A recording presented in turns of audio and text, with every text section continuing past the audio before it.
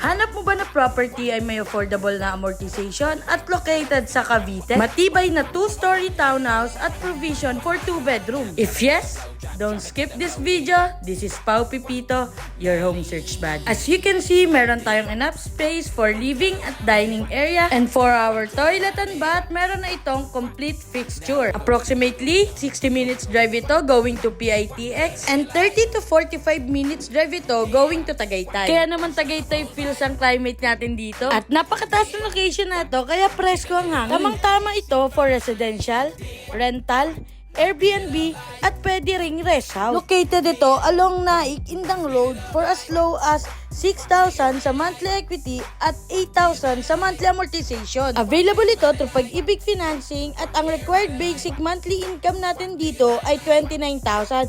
Guys, pwede tayong mag-add ng co-borrower para ma-meet natin ang required basic monthly